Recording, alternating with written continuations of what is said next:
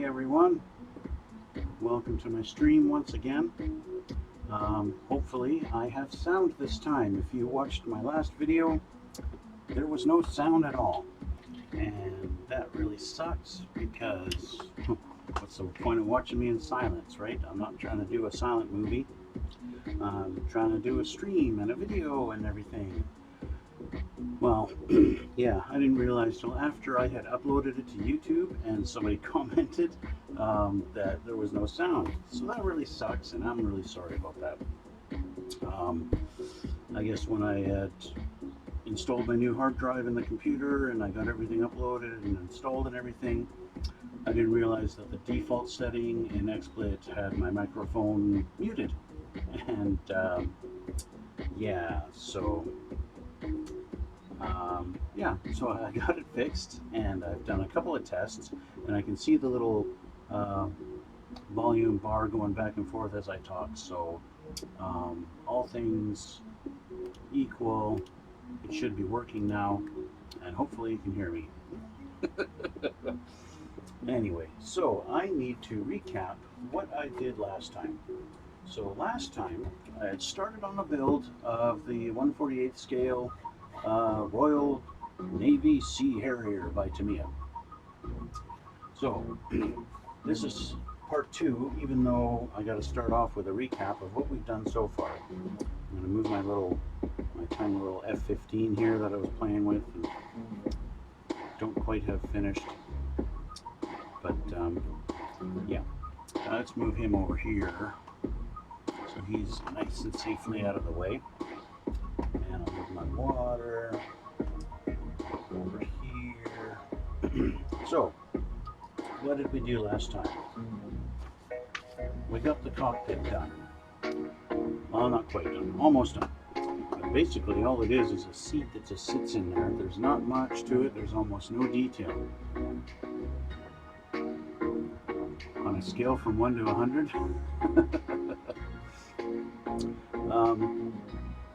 yeah, so it didn't get quite all the as much done as I wanted last time, but how racist do I think I am?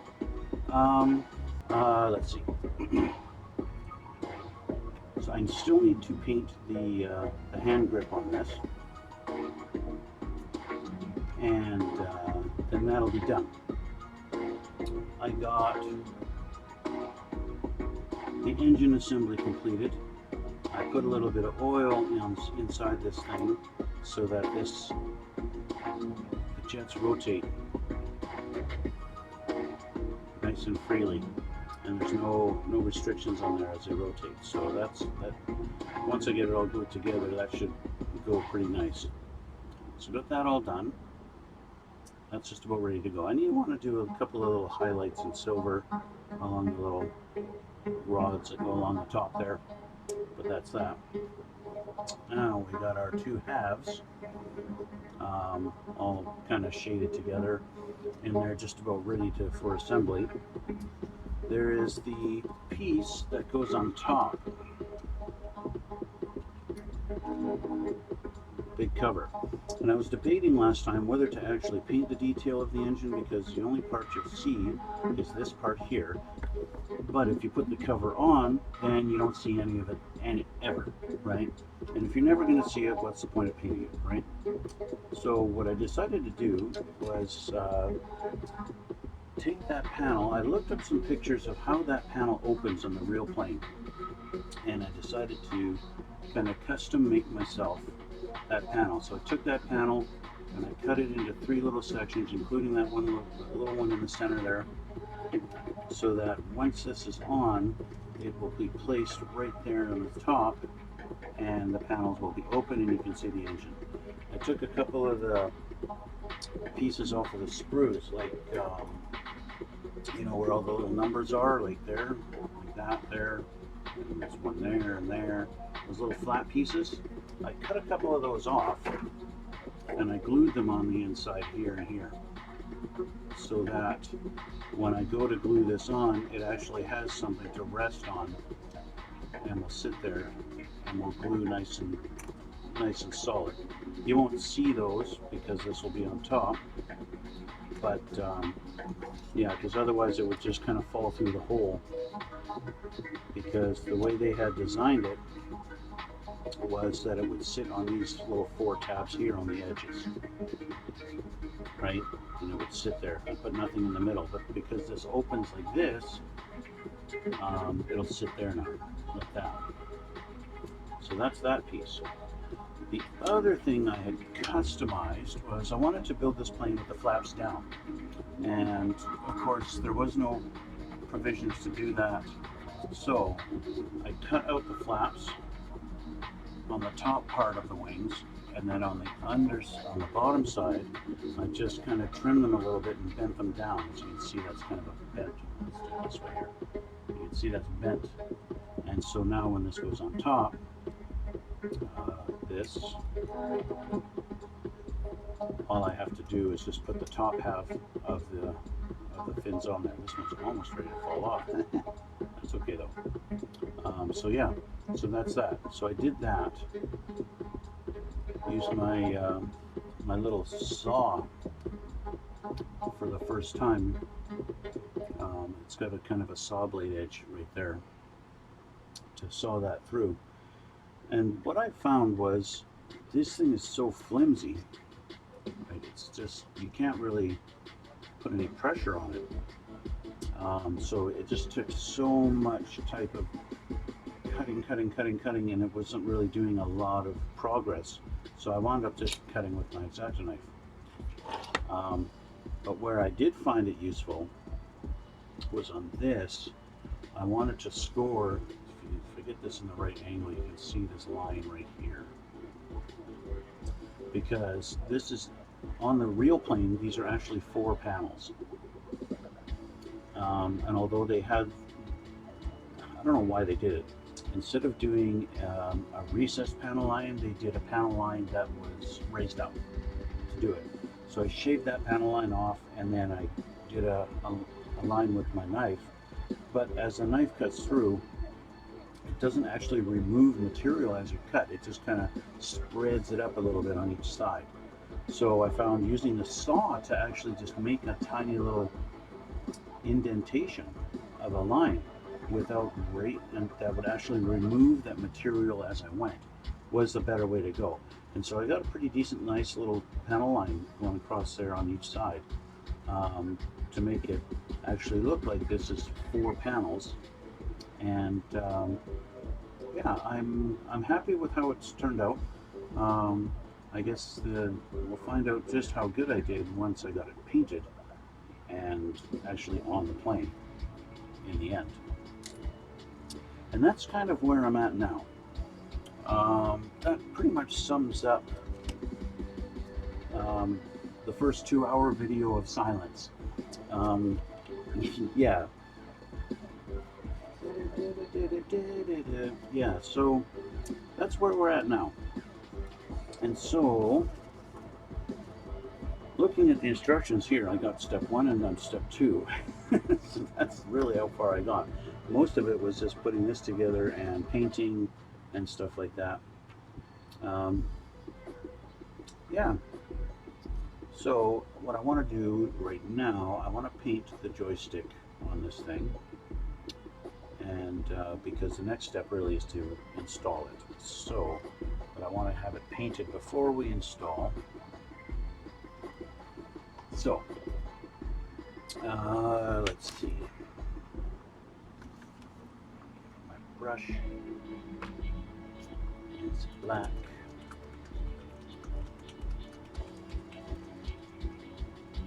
Starting to get warm in my room again as usual. So I will have to turn on my air conditioner at some point. So I'm going to apologize ahead of time when I have to do that.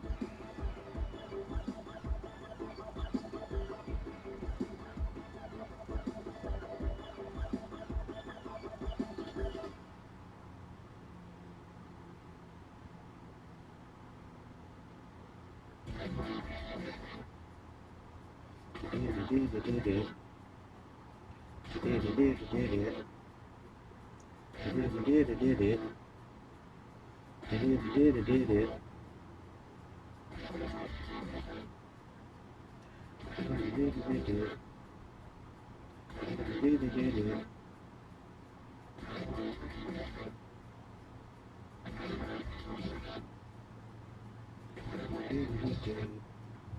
Okay, that's that. And I want to put some silver highlights on this thing, just to make that pop out a little bit better.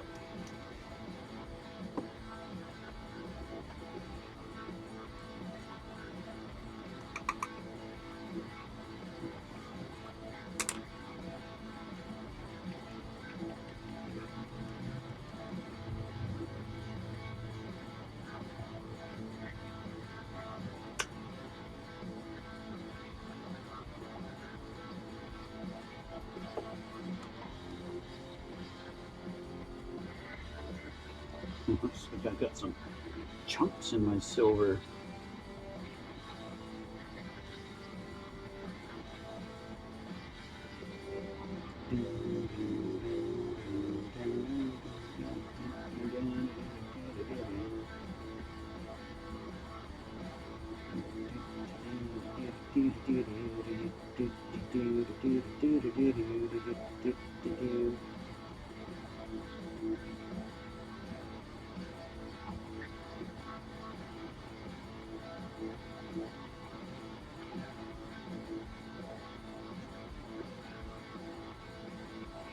Right. I looked at a few pictures online of guys building like a 1/24 scale version of this plane, and the amount of detail they put on the engine, actually using like strips of speaker wire and stuff.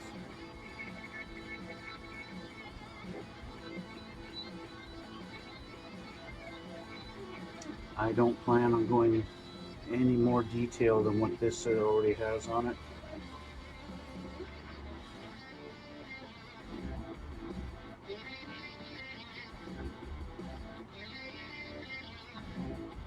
I think what's on this now is plenty of detail.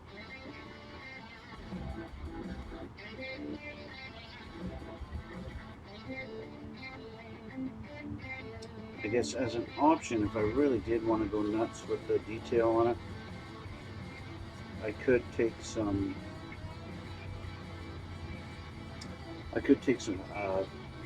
little length of like speaker wire or something, and take a few strands out of it,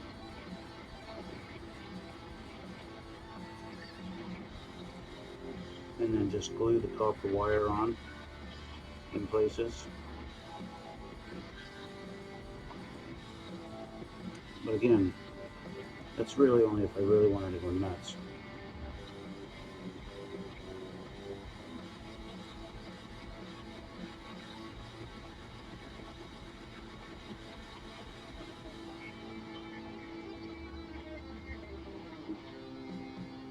I think what I've got here is plenty good enough.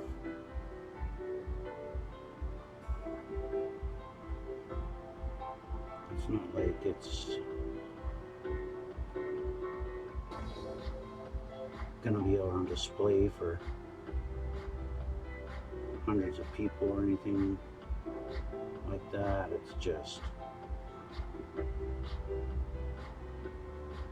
a little something, you know. So there, a few little highlights of silver on there, just to bring out some of that detail a little bit. Nothing to really go crazy over.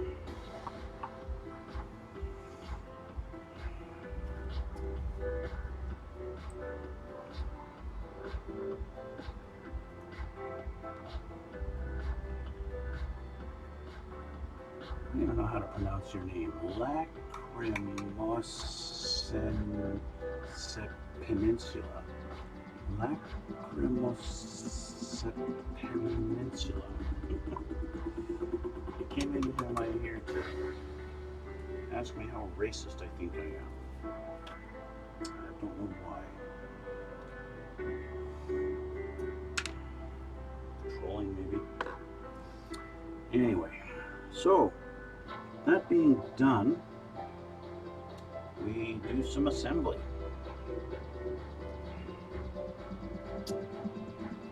So we've got two holes in the side here. They go into these two pins, and that's it. And that's the only thing that's going to be holding the engine in.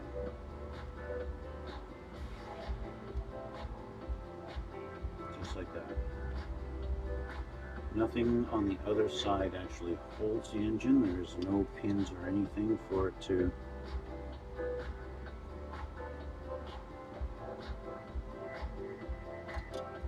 these parts don't actually touch the fuselage.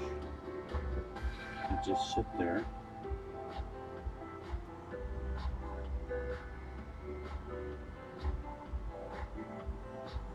And that's it. Yeah. That's it. Okay, let's get the glue.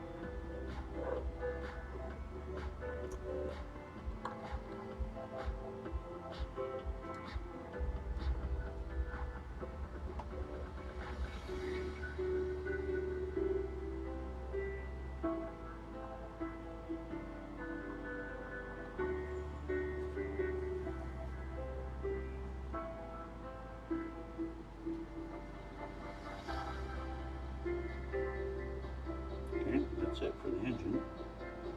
Now the seat sits on these two pegs and rests against the back there, as I found. They have this little guide right there for the one pin to go in on the bottom, and then the other pin just kind of sits underneath the armrest there, and that's it. And then the railing sits against the back, and that's it.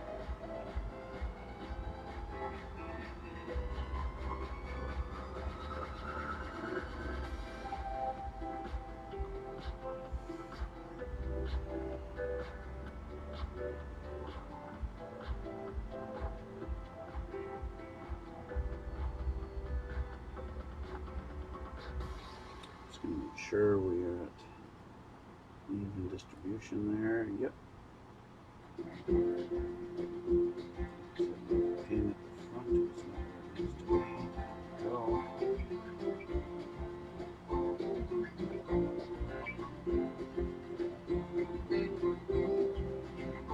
Okay. I'm going to get a few strips of tape ready to put on the fuselage as I glue it together.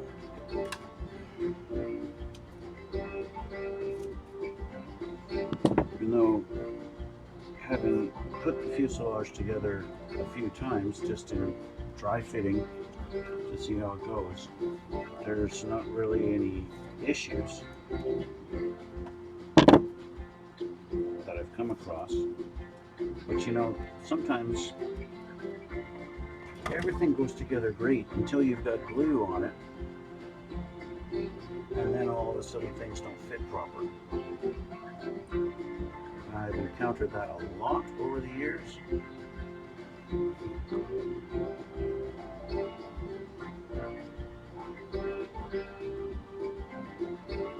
It's just the way it goes sometimes.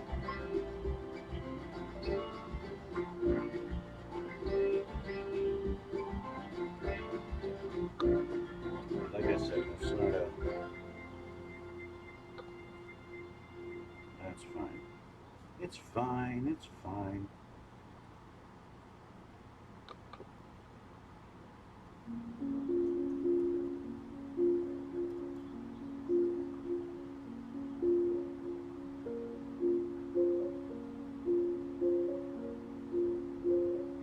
Okay.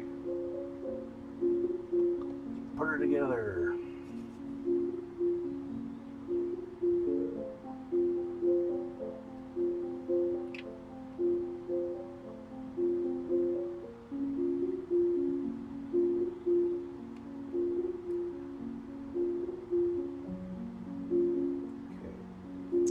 first piece of tape goes on the nose. Because, well, the nose knows. Let's put one across the top here. Hold that together. And of course the tail. Tail fin's always a problem on just about every model.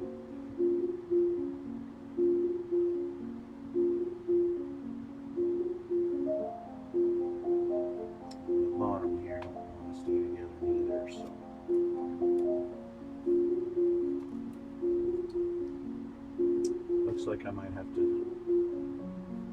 put a clip or two on here to hold it proper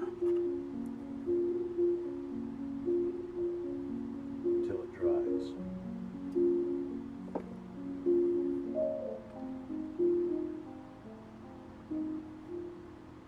The rest of it seems to be doing okay. The nose I'm going to have to deal with.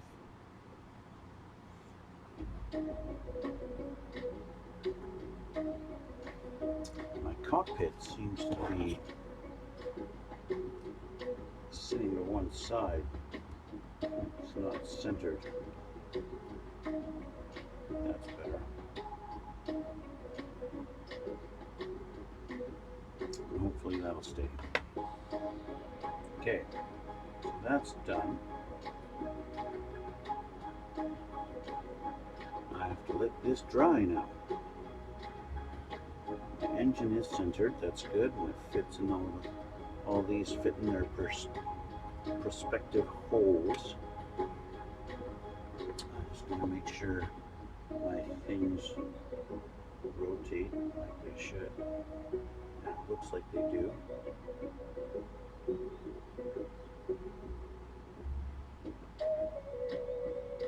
Alright, okay, so I'll set that for a couple of minutes and we'll take a look at what's next. That's together, so we need to assemble the little engine exhausts. They call them nozzles, okay, so I'll call them nozzles. Here they all are. So I think I will paint the insides of them black first. Two of them are going to be painted gunmetal, and then two are going to be the same color as the fuselage. Because on the real one, I learned this when I was younger, only the rear are actual jets. The ones up front, all they do is blow air. There's no hot air coming out of them. Only on the rear do they actually have the jet thrust. I mean, the front have thrust also, but it's not a jet propulsion. It's just air. Which is why on the rear they've got these panels, these heat shields that go right behind them, right here, to protect the plane from the heat of the jet. But they don't put it on the front. You know, I want to say I did, maybe it wasn't this kit that I built as a kid. Maybe it was a larger scale. I don't know for sure anymore. The thing is, I know they've built this kit since, what's the copyright on this? Tamiya, 1982. That's how long they've been building this kit, since 1982. So, yeah, this kit's been around for a while. So,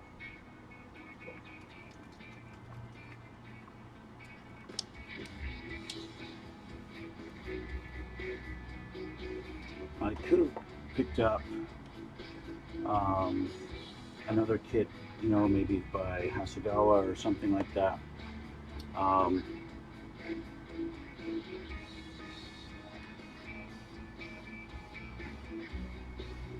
Of a different version of the Harrier, or maybe like a Marine instead of the British. The reason why I went with this one is I don't like the nose on the marine plane. They've made it longer, and it sticks out. You just look at pictures of the, I think it's the AV8B Harrier. I think that's the version it is.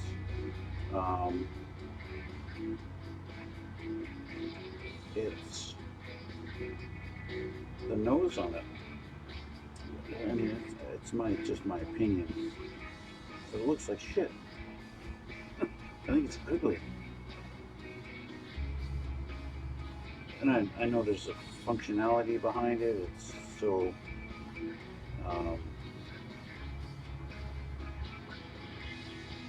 think they've got anti-radar on it or something like some shit like that. But in doing so, adding that on the nose and making the nose longer, in my opinion, kind of ruins the look of the plane. And I know, you know, looks are always so important in the military. Everything has to look cool, right? Kappa. But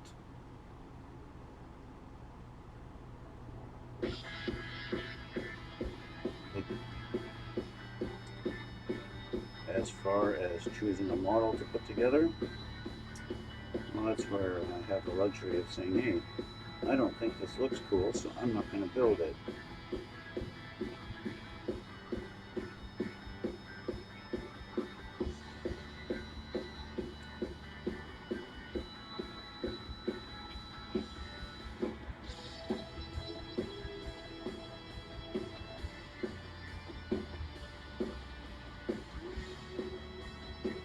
Okay, so all I've really done is just painted in the insides of them there, so that if you do happen to look into the into the nozzle, you don't see a nice light gray color, because, well, you wouldn't in real life.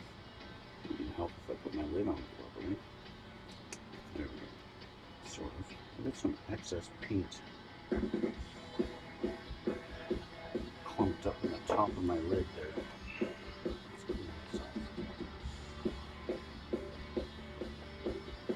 I have to clean out.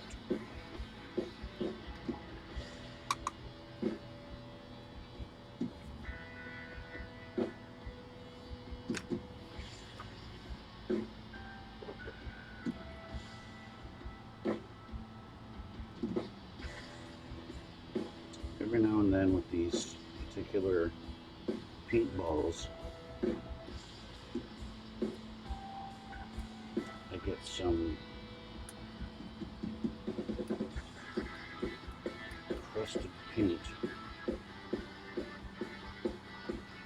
It builds up where the edge of the lid meets the edge of the bottle. It's not a airtight fit. So I have to do some cleanup once every 6 months or so on them, especially if the paint is fairly thin. I don't get such a problem like this if the paint is thick, which, as you can see, I get goop like that built up on the edge, and then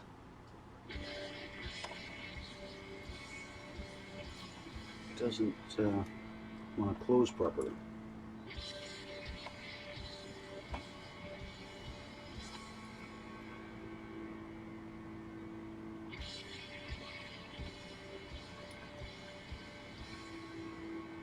I think I'm good now.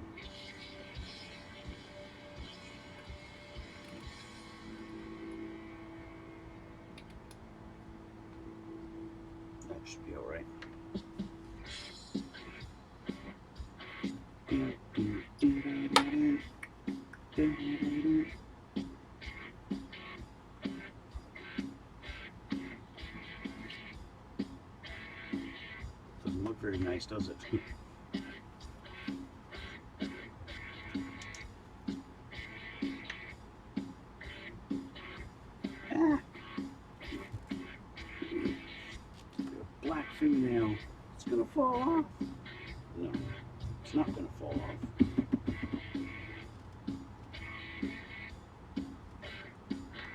But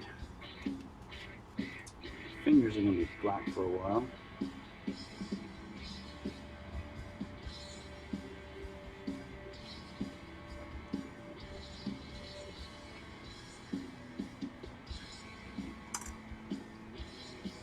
Okay.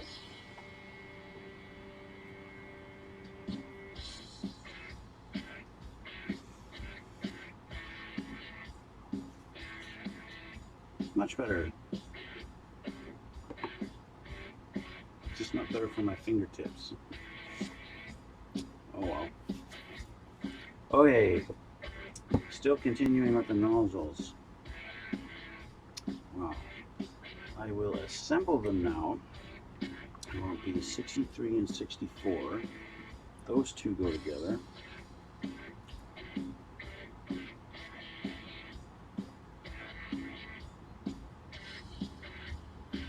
Okay, so that's these two.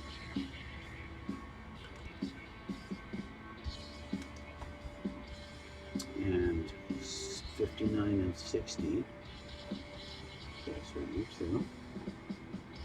59 and 60.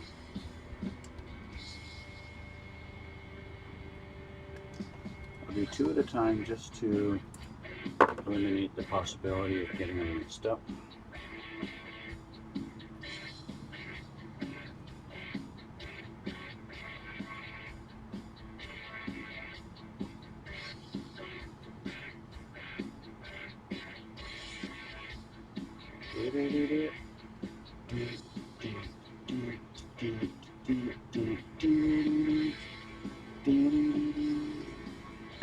Okay, let's get them glued together.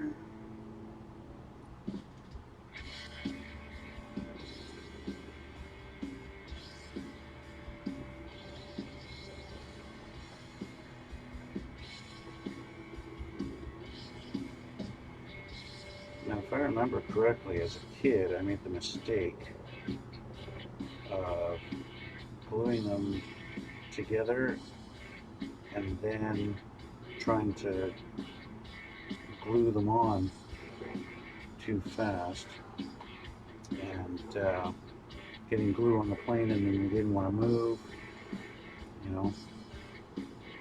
That was always a big problem when I was a kid, was wanting to get them all put together so fast, right? Like, when I was younger, I used to build so many car models, and I inadvertently, just about every time, get freaking a glue fingerprint on the windshield or on some part of the car, but on the clear part especially, of course, you know.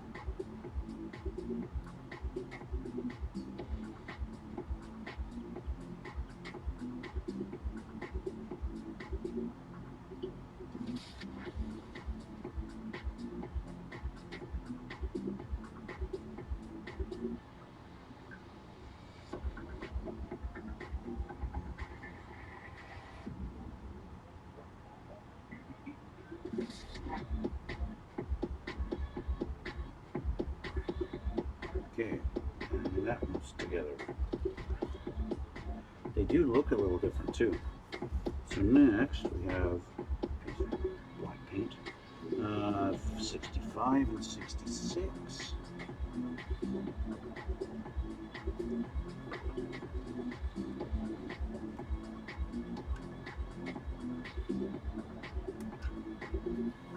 Two, and then obviously these last two.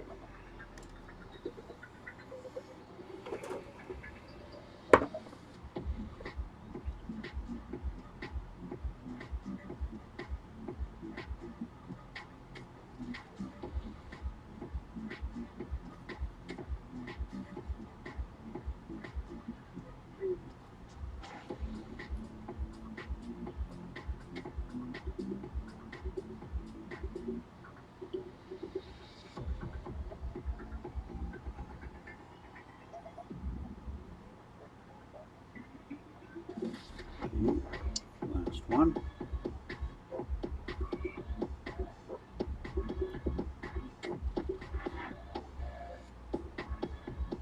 There. Way.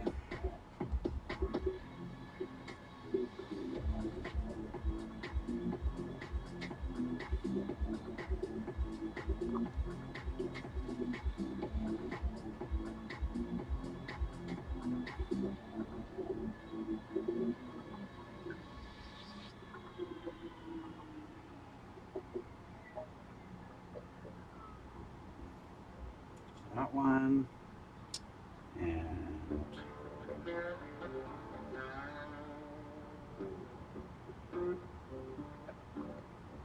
finally get these two together.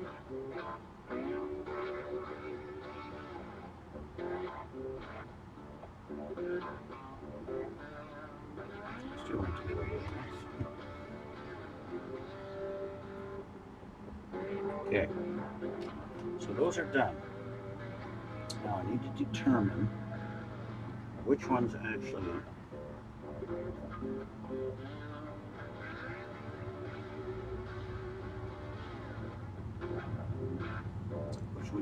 go on the front, because they do look significantly different, right? They do look really different, the way the fins are on the inside.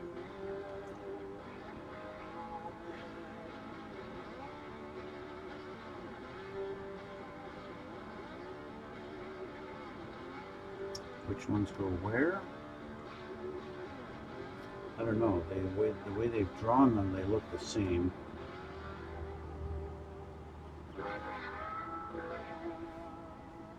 And so it's really hard to tell which ones are which. I want to say like, these ones look longer. There's longer ones. Two are longer and two are shorter. I almost want to say that it looks like the longer ones are going to go in the front.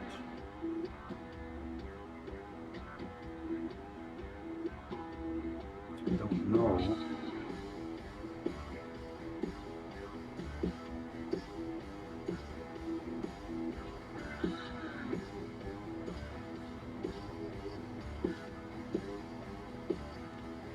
You really made it a tight fit to get that in there. Maybe the shorter one goes in the front?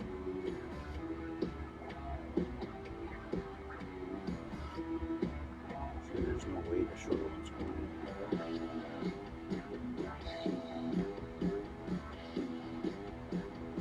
Physically, it won't go. That would. Well, obviously the shorter one does go in the front because the other one is like it's a bigger diameter. But it is too. It's actually this is actually a bigger diameter than this one. So now we know these longer ones go in the front, which means these two are going to become gunmetal color. Yeah. I want the regular gunmetal.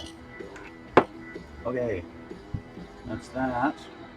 And while I'm at it, I might as well do metallic gray.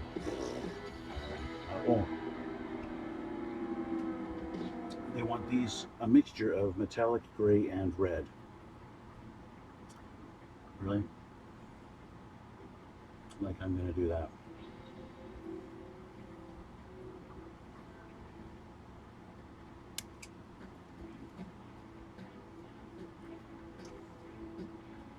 I mean, what are they trying to accomplish by calling it metallic gray and red? I think what they're really trying to do is make it look like burnt steel. But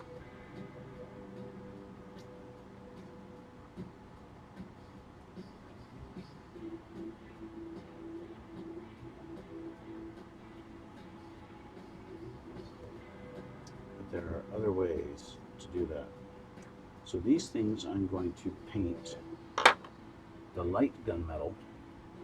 The nozzles are regular gunmetal. So I'm going to set up my little table.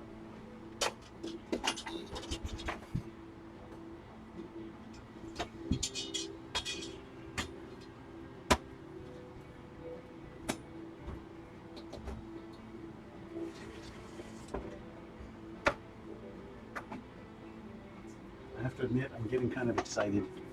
I've got two more models to do after this. I've got my A10 Warthog and my F4U Corsair. I'm gonna build those, and then I can get on to my Star Blazers model, which I have been waiting many years to acquire, and I finally have one. And yeah, I'm excited about that one. So much so that I bought a lighting kit for it. And yeah, so should I just do that? Could just do that. I don't want to get this painted, so I'm not going to do that.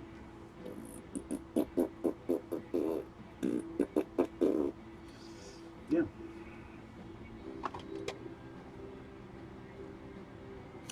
So my poor A10 Warthog has been sitting there for, oh, probably a good month now. Going, when are you going to build me? When are you going to build me? I've been here for so long now. And so I'm going to make him happy. He's next. Yeah.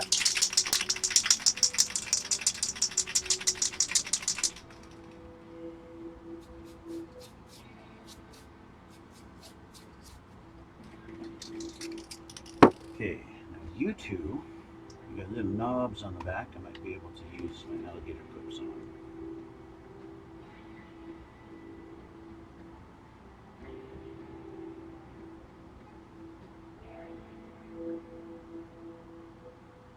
That works.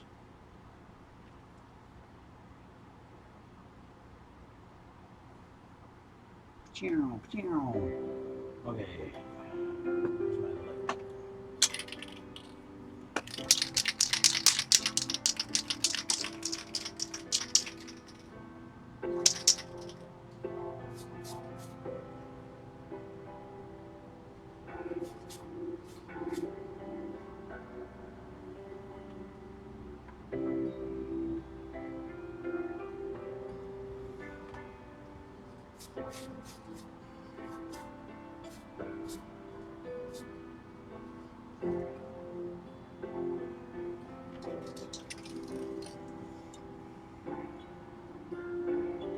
Those two are done.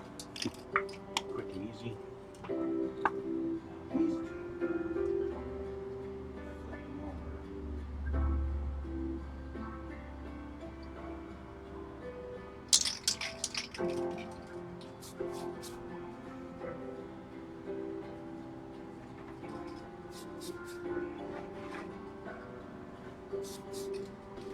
Okay.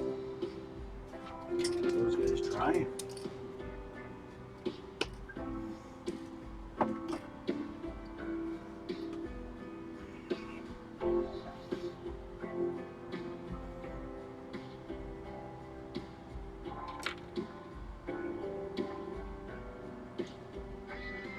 That one went out a little thick, so I'm going to let those dry a little longer. What can I do in the meantime? Let's see how well this held together.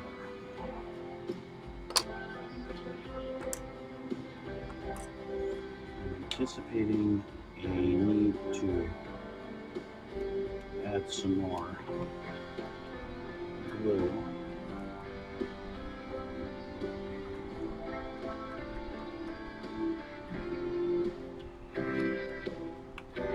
Yeah, so I'll have to add a little bit more there.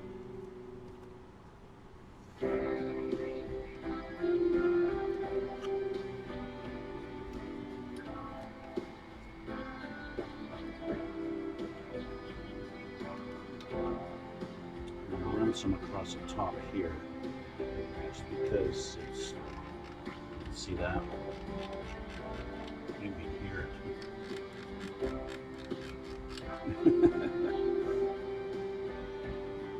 bottom went together good. No problems there. That's fine, except for that.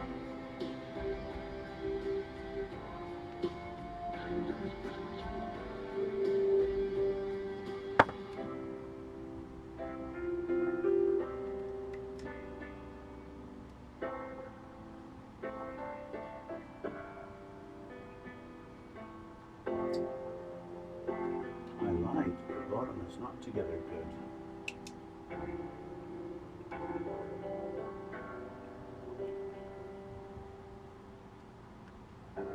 Okay, where's my thin set?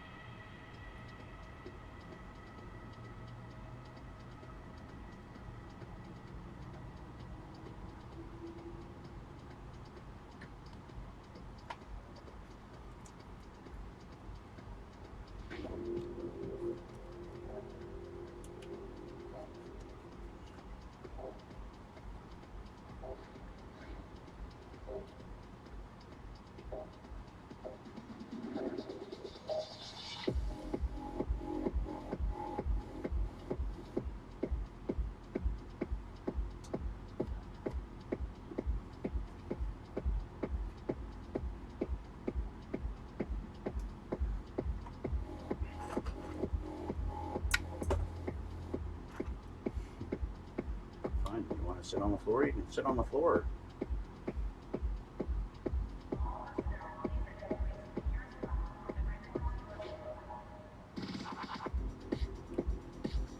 The top is together, it's just not quite lined up.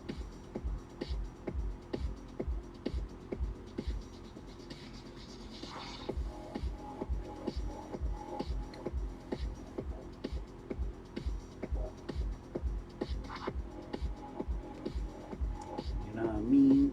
You know what I mean?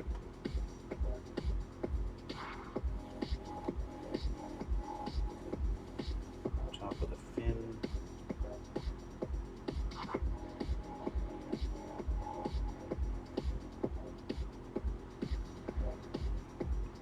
Need some love.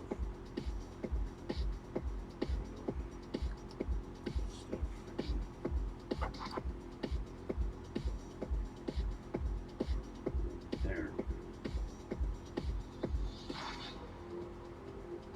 I think we're in a better place now.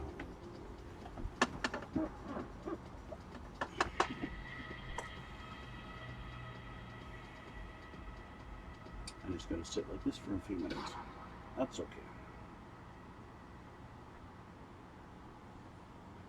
Gives all the other things a chance to dry. While we wait. Yeah.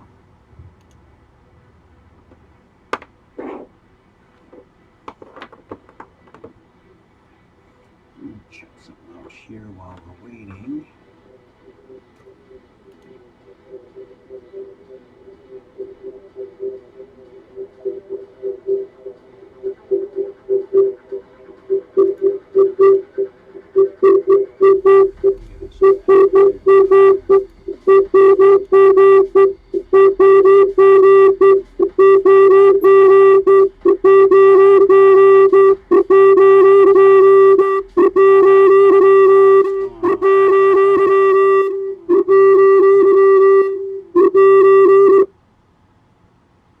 Holy crap, what the hell was that?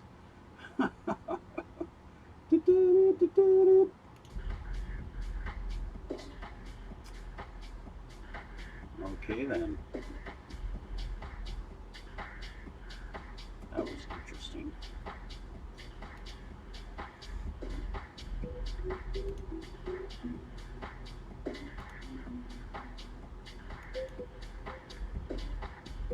Oh well.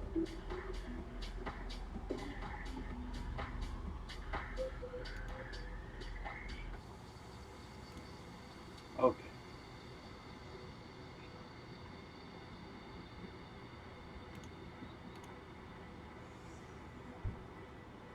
That should be okay to let go now.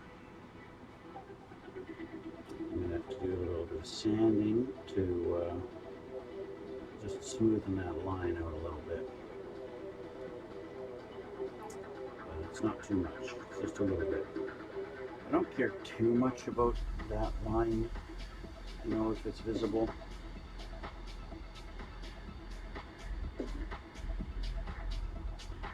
I just don't want there to be a gap, right? That's my main thing, is that there's no gap.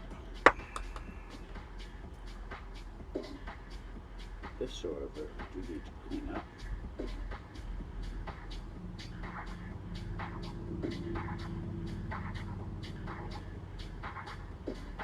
Kind of in the process of cleaning it up.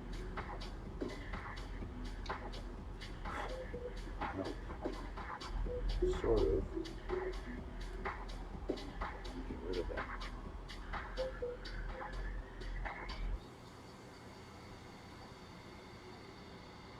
Okay. Same with here, that's really visible too.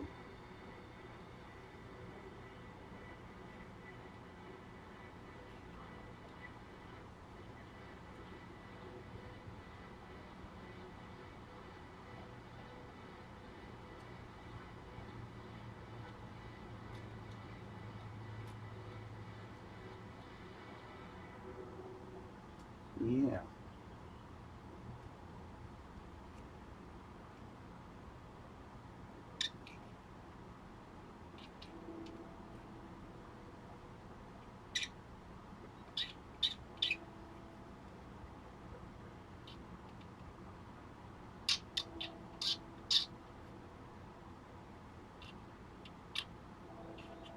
Let's see, it gets more pronounced as I get closer to the front.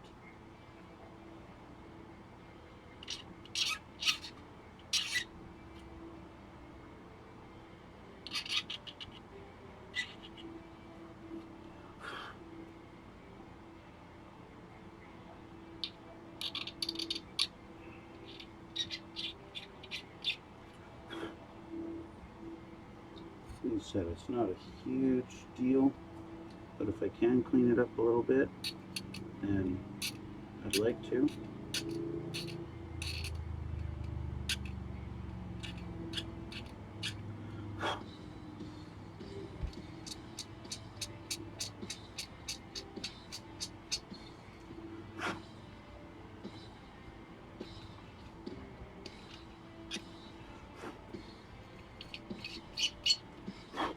That sounds terrible.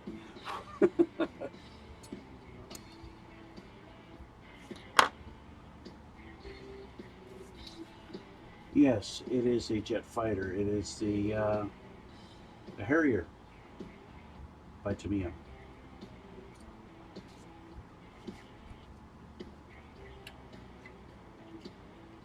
I think about done. I can take the clips off.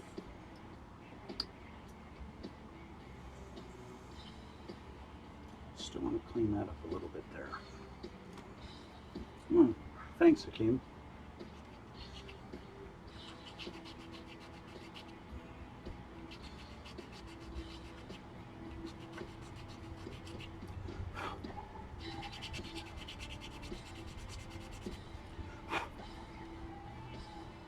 That's better. Once you get to the point where it doesn't feel like such a harsh line, then I'm happy with that.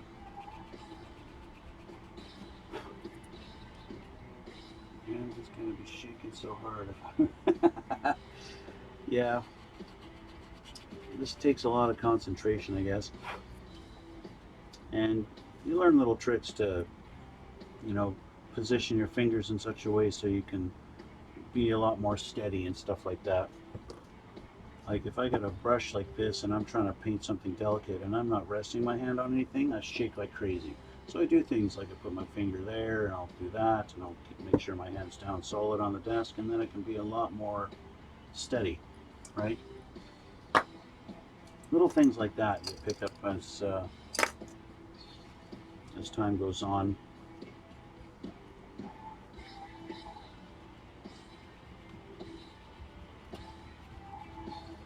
Like I always say, I am nowhere near a professional. Yes, there are tips and tricks,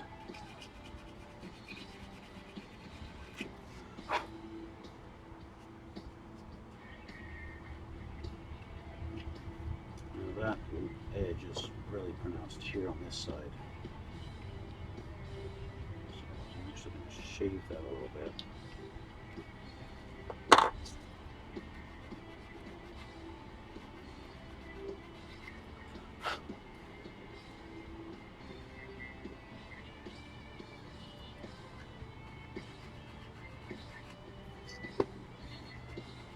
This part in here, I don't think you're really going to see once I get the canopy on. I think that part of the canopy is solid, it's not clear, but I still don't want that harsh edge between the two pieces showing up.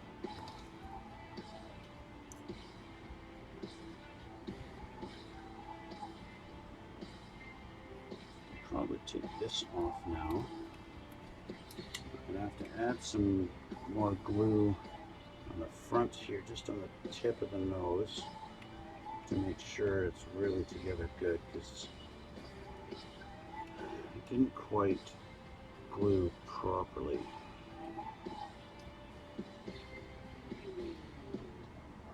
So I'm going to add some now.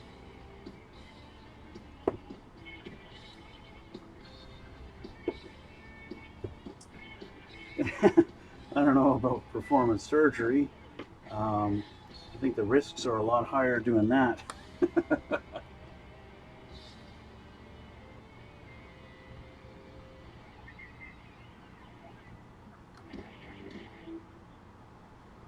I mean, you make a big mistake in surgery, your patient doesn't make it. I make a big mistake doing this. Well, worst case scenario, I just throw it out. Go get another one.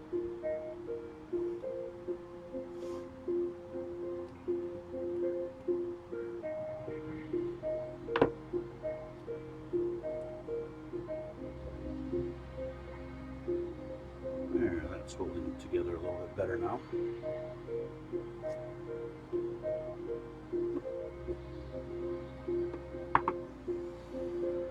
Okay, now I'll get rid of that edge. So,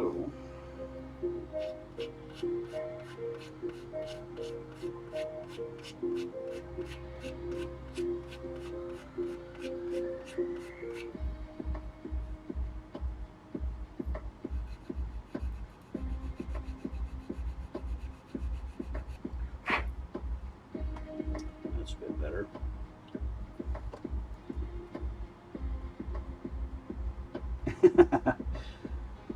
Yeah, but you know what? That's life, and that happens. I actually had that happen recently. I was building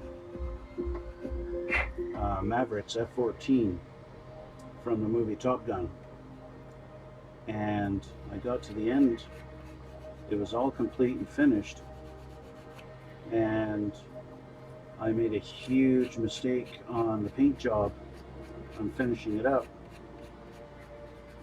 and well, let's just say that model ain't around no more.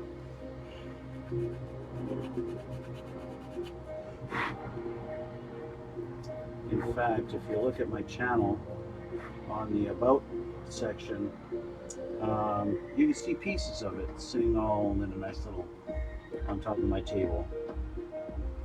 The finished product.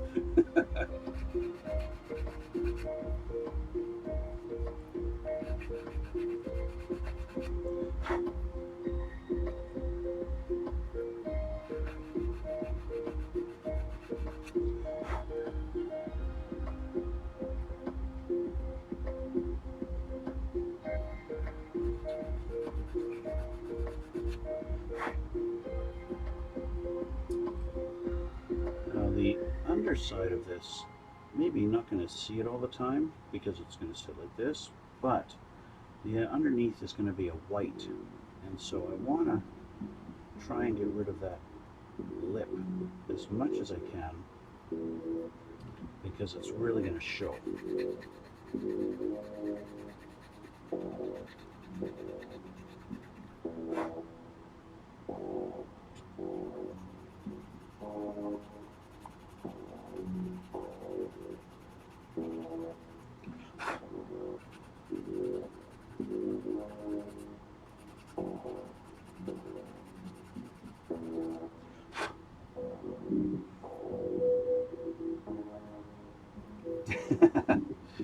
Well, try not to make mistakes anyway.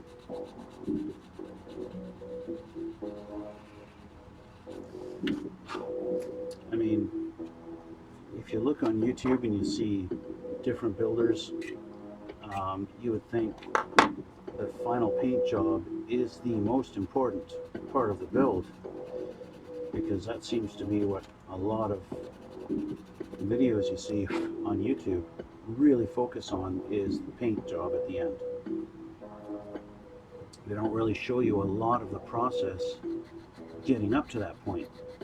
They show you little clips. Oh, this, I need to assemble this, and then clip, it's assembled, and all that kind of thing.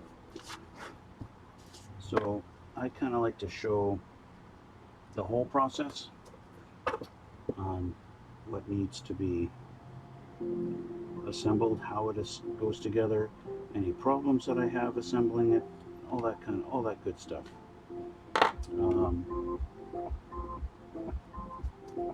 That's what I try to do anyway. I mean, sometimes, you know, I go off stream and I do some painting of the more mundane parts, things that, you know, I need to paint 20 little things or something like that, and so I just do that off stream, and rather than boring everyone with my painting of the tiny little parts and things like that. Okay, I think I'm at a point where I'm happy with how that's going to turn out once it's painted white. I think.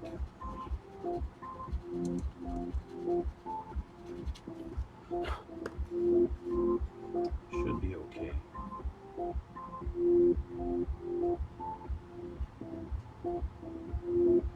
There's a piece that's going to go over top of that, so I think that's going to be covered, so it doesn't matter how that looks right now. I don't think. It's got quite the little lip on it, but I think that should be okay. And so that's that.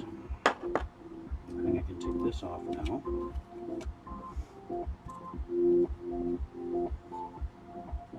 Maybe just tidy this up a little bit.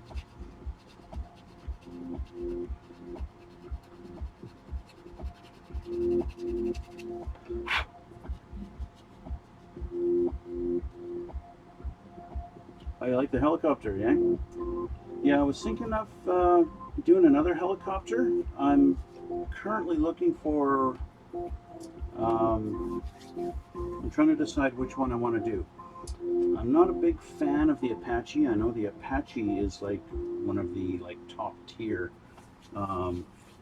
military helicopters, but I'm not a huge fan on the look. And the way the Apache looks, I'm just not a huge fan. It doesn't look cool to me, you know? And I like aircraft that really look cool. So I have written down the one I wanted to get. The MH-53, the Pavlo. I'm looking for one of those, an MH-53, because that's the one that they used in the live-action Transformers movies. For one of the Decepticons was one of those, and I like the look of that helicopter. It looks kind of mean. I'm not really mean, but it's just, I like the look, and so I'm looking for one of those that's not going to cost me an arm and a leg to find. So yeah, that might be my next. That, or a model of Airwolf from the old 1980s show. Airwolf was one of my favorite shows as a kid, and so that would be kind of cool. I had a model of Airwolf when I was young, and did a horrible job on it because I was impatient and just doing a horrible job of the black and the white scheme on it. And then, of course, you know, I'm a kid, so I played with the rotors and spun them around and would break them and shit like that. So, yeah.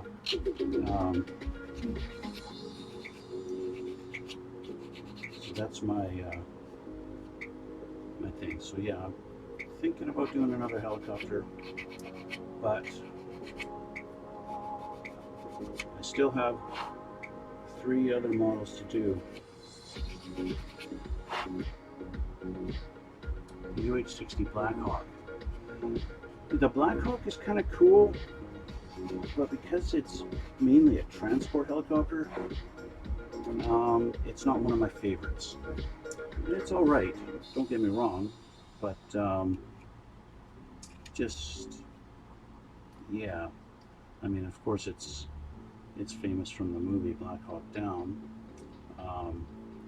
so it's kind of recognizable. But yeah, I don't know. I still have my A10 Warthog and my F4 Corsair to build, and then I'm going to build my Space Battleship Yamato from Star Blazers. That's the one I'm really looking forward to right now. Okay, I think I've played around with this enough. I can start putting a few pieces on. These are going to be dry now. So these just go right there, like that. Nice and simple. I'm kind of hesitant though, because I have to paint this whole thing, and I don't want to have to mask that off.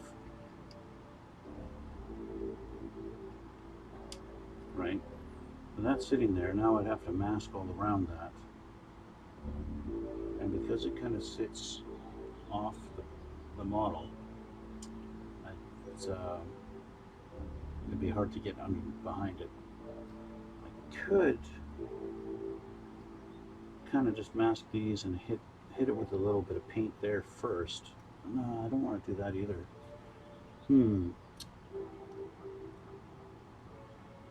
I might be best off leaving these and the jets. Well, these are going to be the same color. Go in there. I gotta clean up some flashing there.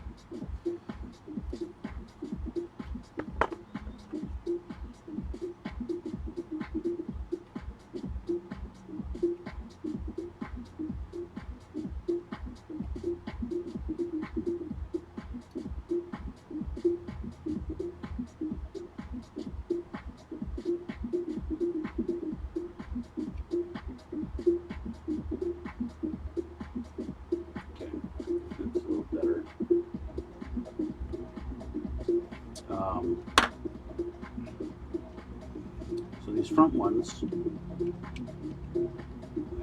like this, they're the same color as the fuselage. The rear ones, which are back here,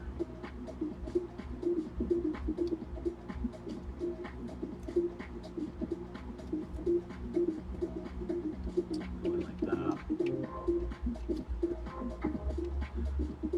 But I don't want to put them on yet,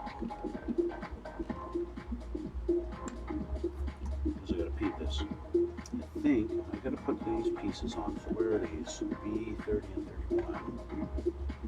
These guys. It's kind of a, you know, figuring out. Oh, the Cobra's cool. Yeah. Cobra's always been a cool looking helicopter.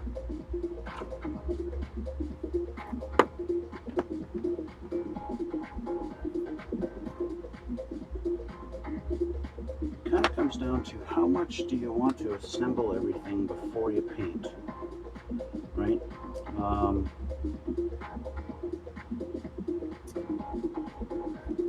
a lot of times I'll leave a lot of the parts just right on the trees and paint them right there. But then, of course, once you take them off, you've got the little spots where they were connected that don't have paint on them. And then I wind up having to touch them up all the time. This thing here, yeah, that's my trackball mouse. So these things go like that and that. They go on there like that and that.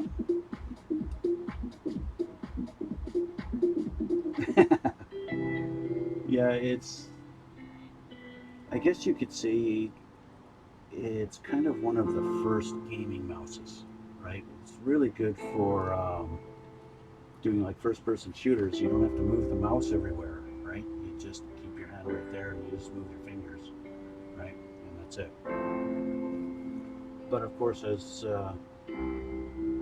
games became more complex and they came out with different functions for the buttons and stuff like that, this mouse kind of took a back seat to other ones.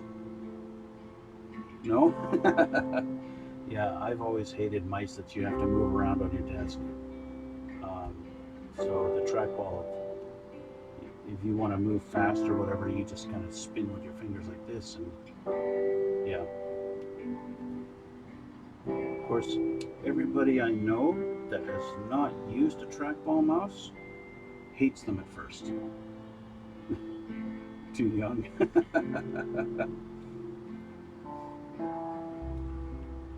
Yeah, I guess this particular mouse has been around,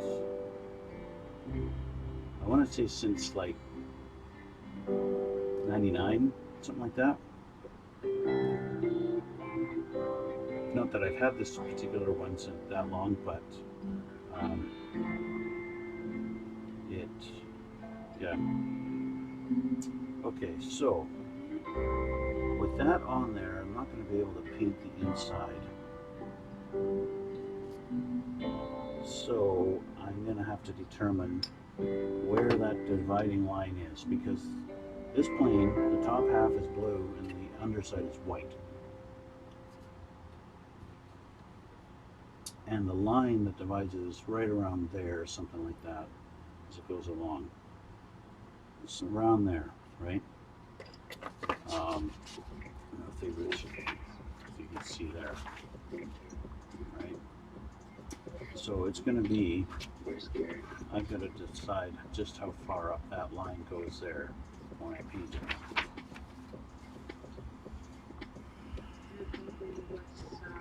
And I'm starting to think it's close to time to paint this thing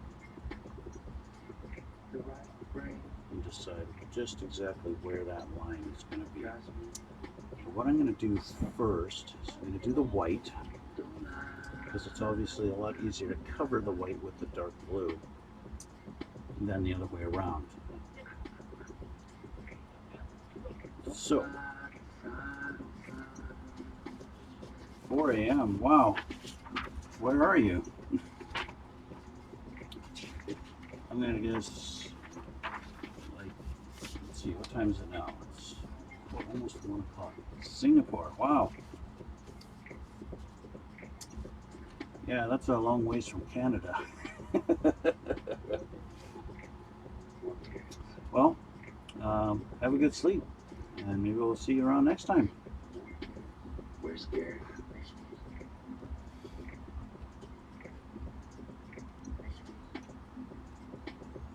All right, thanks. Okay, so I need to figure out where this line goes. So it actually goes along here, and it goes under there, and then it comes up. Not really, it just goes under there. Okay, so I'm going to get this out.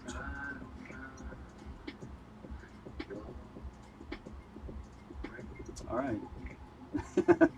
Thanks, Hakeem.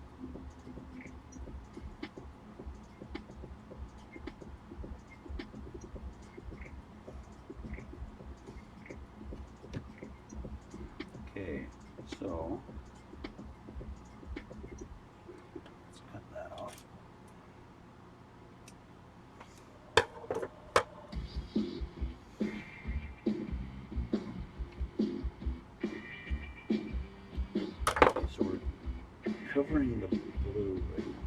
What am I doing? I'm getting like 2 steps ahead of myself here. I just need to do the white.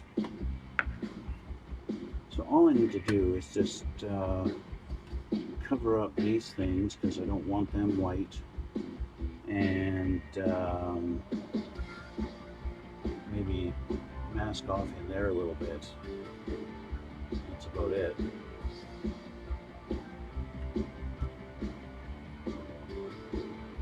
So let's do this.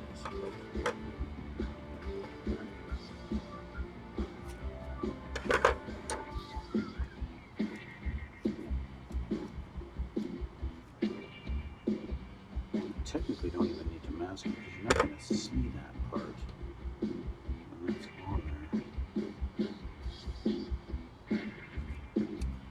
But I want to do it anyway. So I'm just going to make a couple of little square circles. Does that make sense? Square circles?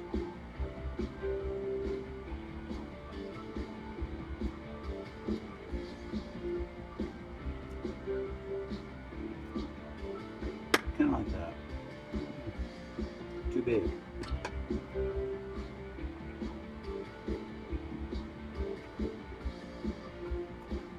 That's a little better. Only because I don't want to paint the whole thing in there. So I can just do that. Now I've covered up there. And that will do a good enough job.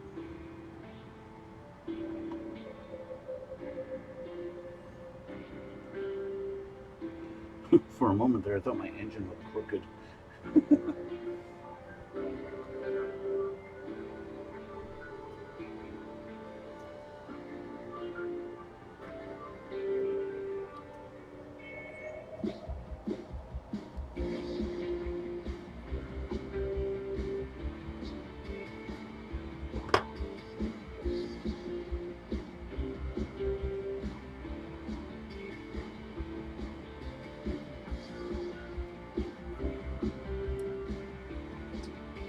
So even though you're never going to see what color that is on the edge there, the main reason why I'm masking it off, I don't want to have a whole bunch of layers of paint on it when I go to glue it, right?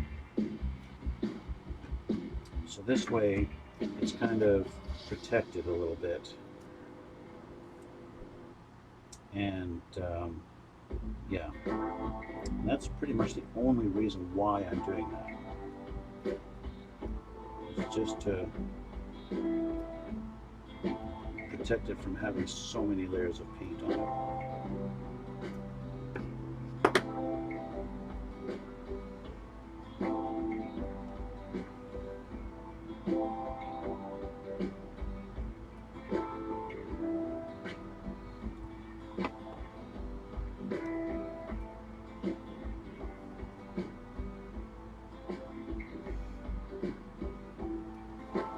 Then I will hit it with some white.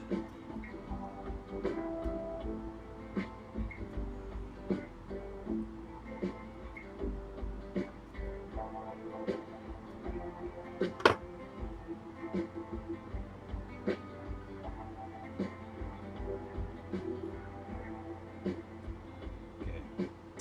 I want to put something in there so I don't inadvertently paint the engine white when I went through all that trouble of painting it silver. So let's try this.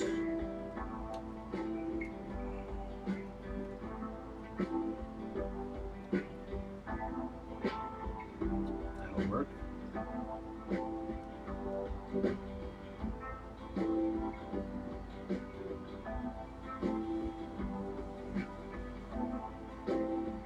Similar fashion, I'm going to put something up top there.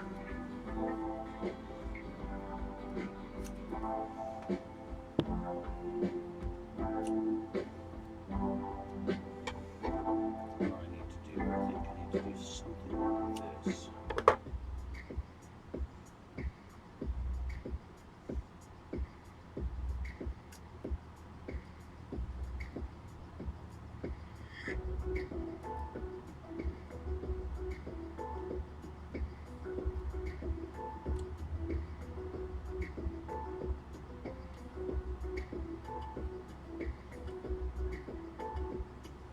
think I can get away with leaving it like that, because I think the line is going to come down lower than that. But in doing so, I didn't really get any coverage of the actual engine.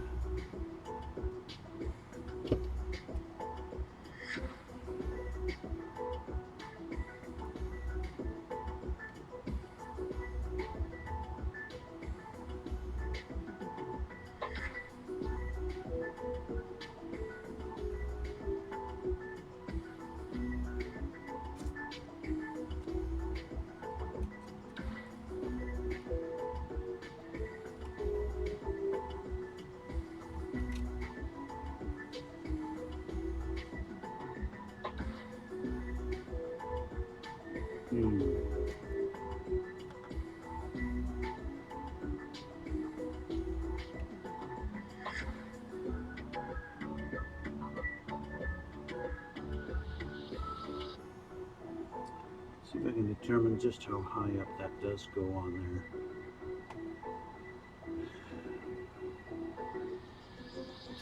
Looking at the different panel lines, so it's going to go below that.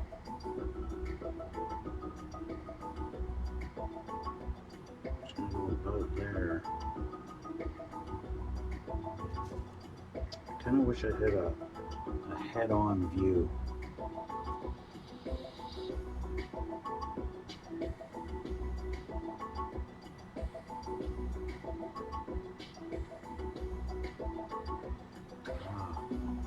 You had a good view there. Okay, so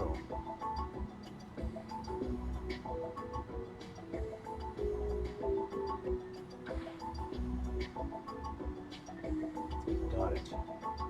Okay, that's covered now. I'll do the seam on this side.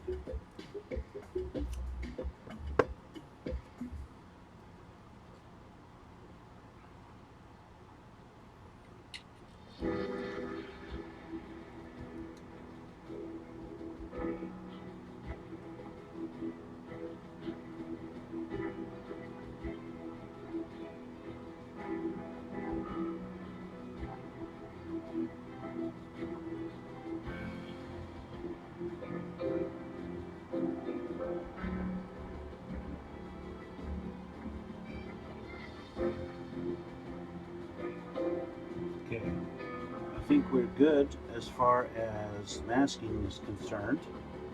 I don't think I need to do any more. Now that I'm looking closer at the bottom of this thing, that is a distinct line that needs to be fixed. Right there.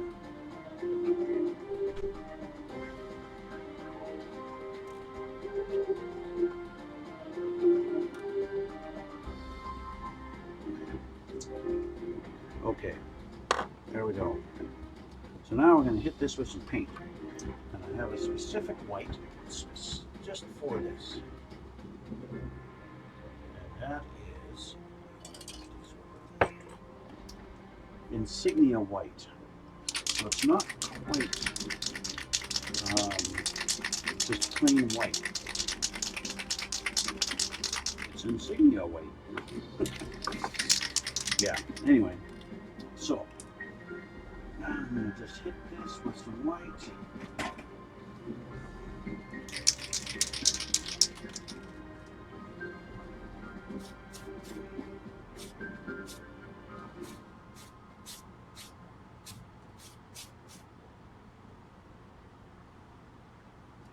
I'm probably going to do 2 coats.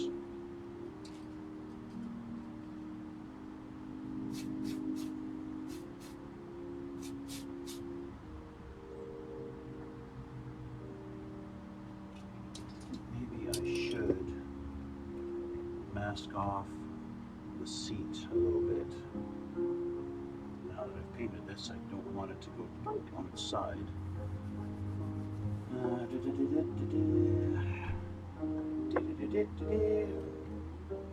why I'm doing that.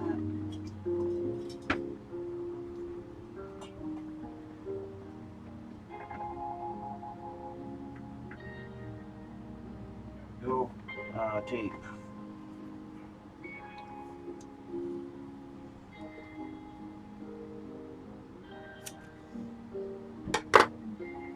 I'm going to check something out real quick here while I'm just letting that dry for a sec.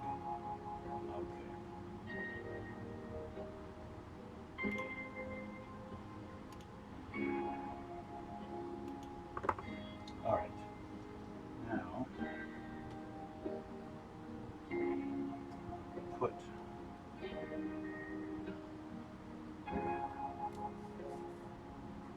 this over the cockpit area.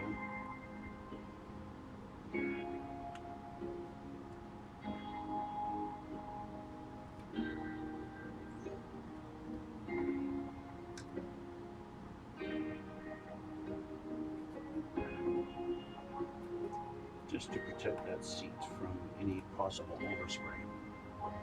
So now I'm going to do the coat.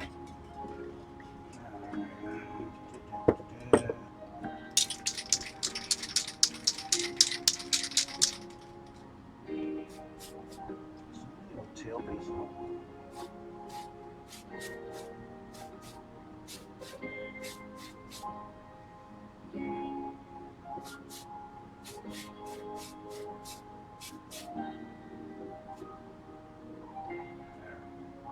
Now she's looking white. And as you can see, the line on the bottom is quite not visible on the camera. You can kind of see it there. Yeah. Anyway, I can see it pretty easily. But that's okay because, well, that's the underside of the plane. So now you can see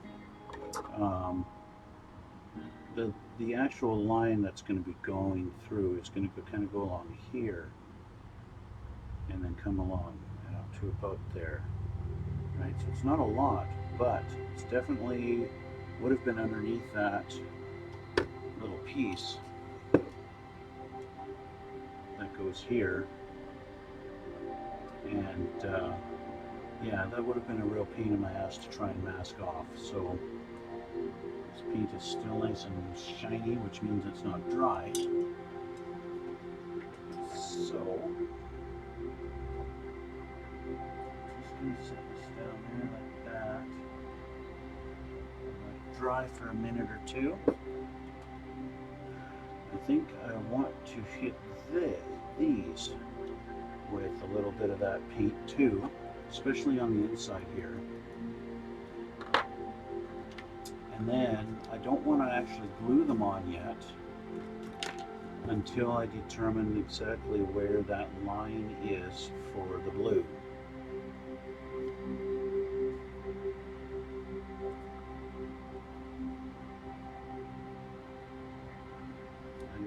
Which side is up? I think it goes like that.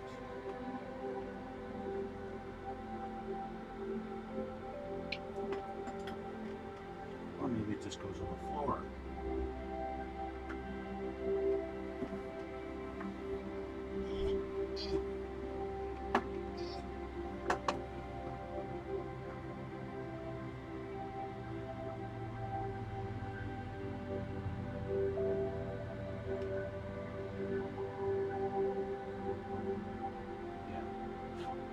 Side up.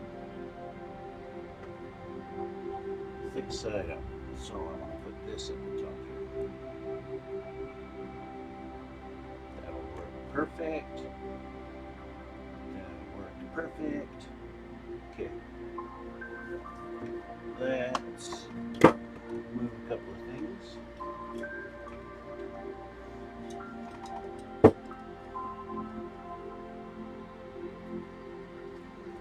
Oh, so also on my last stream, I determined that I didn't have any aluminum colored paint. And so I went to the hobby store to get some.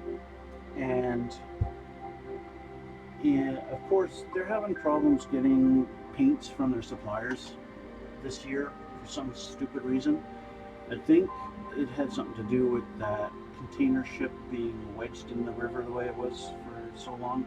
Screwed, screwed up everything. But I discovered they do have Revell paints, and they come in like a square box. It's the weirdest freaking paint container I've ever seen. But it was the only brand they had that was actually aluminum color. And the way this comes off, you twist the lid like this, and it's the sideways, and then pops off. That's messed up. And then to put it back on, you just do that.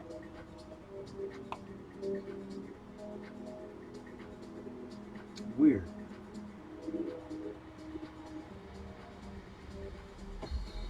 So I don't anticipate using this container very long, so I bought a couple of little um, mixing jars, right, to pour that into here, because this is a lot more practical than that. The lid closes nice on this too. It's a nice good seal. I might use one for my black so I don't wind up with that goop in it like I did before. Anyway, back to painting. So I only need the bottom part of this.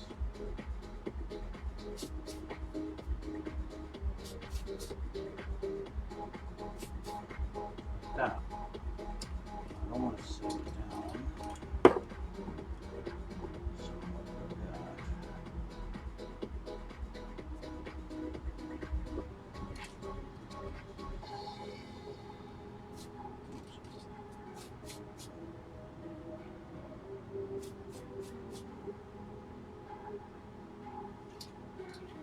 In similar fashion to the fuselage, I will let that dry and do another coat. This is dry. I want to do another coat on it. Just to be sure.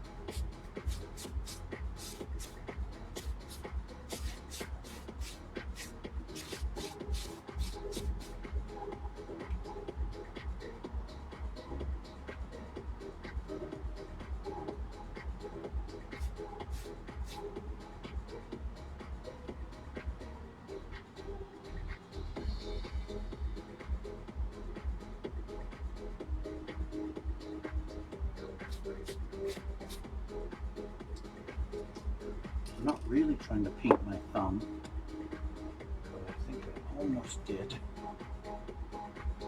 Good thing I'm white, so it's not noticeable. Anyway.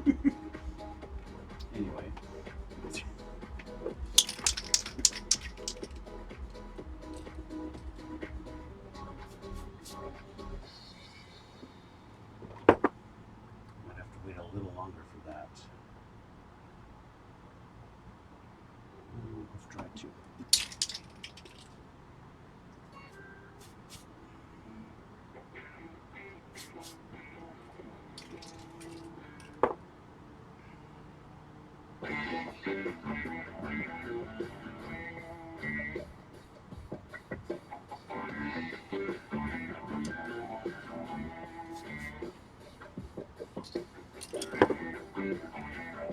All right.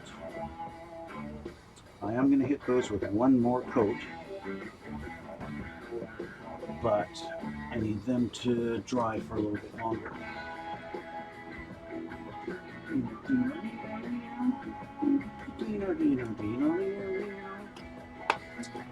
Anyway, so let's go back.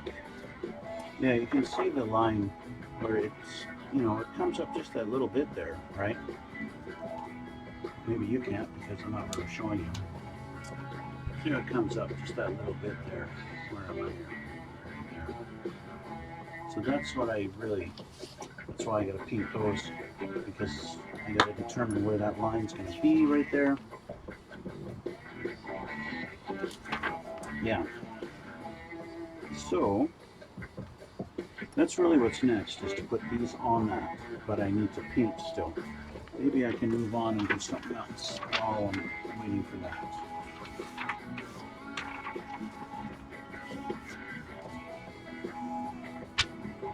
Of course, I want landing gear done. Now, one thing I found, I was looking at this yesterday, the landing gear is light blue. And they want the landing gear light blue instead of white. And that seemed really weird to me. Why would they have all the landing gear light blue instead of white? So when I was looking at the pictures to determine how this panel opened online, I saw pictures of the landing gear, and sure enough, they make the landing gear light blue. Now, but not on the Marines. If it's a Marine plane, those are white. But in these British Navy planes, it's light blue. And so I don't have a spray light blue. And I was thinking, should I go and spend $15 on a can of light blue? And at the same time, I thought, you know what? I'm probably never going to use it again, right? It's like the only plane I'm going to build that's going to have light blue freaking landing gear. So I just grabbed this out of my thingy. So I'm going to paint my landing gear light blue with that. Yeah, sky blue. But in the meantime, I think what I'm going to do is call it a day. Simply because I've got laundry to do today and stuff like that. I got other things I need to do. So I'm going to end this here, and we'll continue it next time. Next time I might have my landing gear all painted and ready to go when it's done. I've got a lot of detail to paint on the landing gear wheels that go on the wingtips. Black tire, lemon yellow little tip on there with white and light blue and red. And then the upper fuselage color. Yeah, there's quite a bit of detail on those, just on these two wheels. A lot of different colors go on these. This one's in here. Yeah, there's the front gear, and there's the rear. Really not a lot there's not a lot to the landing gear on this thing, which is a mixed blessing. It's nice that there's not a lot to it, but then, you know, where's the detail, right? But yeah, anyway, looks like I have to cut these in half to have the landing gear open, and the decal needs to go on the inside of here, number 4. Yeah, and that's that. So I'm going to call this a day, and yeah, say we're done for now.